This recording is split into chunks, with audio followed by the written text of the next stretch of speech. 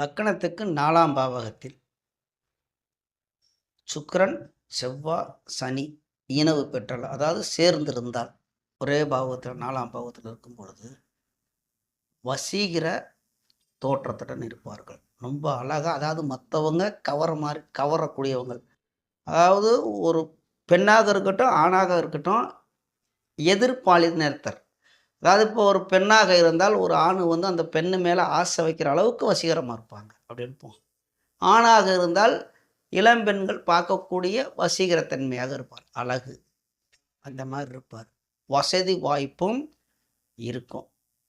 அப்போ வசதி வாய்ப்புனா வீடு, வண்டி, இந்த பைக்லலாம் அப்படியே ஒரு மாடலாக கண்ணாடிலாம் போட்டு நிற்பாங்க. ஒரு சில ஆண்கள்லாம் பார்க்கும்போதே ஒரு தோற்றம் ஒரு வித்தியாசமாக இருக்கும்.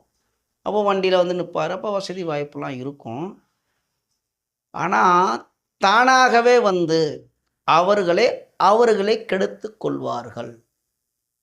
இன்னார் வரைக்கும் நல்லா தான் வண்டி ஓடிச்சு, இப்போ தான் மாறுதுங்கிறீங்களா? உண்மைதான். அதாவது சுக்கிரங்கிறது அழகு கொடுக்கக்கூடியவர், ஆசையை தூண்டக்கூடியவர், காமத்துக்குரியவர். இதில் நம்ம சொல்லும்போது நடுத்தர வயசு வந்துடணும்.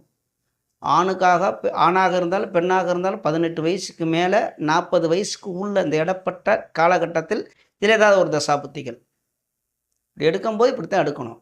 ஏதாவது ஒரு தசாபுத்தினா சுக்கிரனோ சனியோ செவ்வாயோ வந்தால் இந்த மாதிரி ஏதாவது அப்போ தானாக தன்னை கெடுத்து கொள்வார்கள்.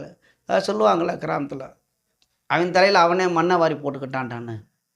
இந்த மாதிரி இப்போ பெண்ணாக இருந்தால் அப்பா அம்மா பேச்சை கேட்க மாட்டாங்க. வசதி வாய்ப்புலாம் இருக்கும், நல்லா அழகாக இருப்பாங்க, எல்லாம் இருப்பாங்க.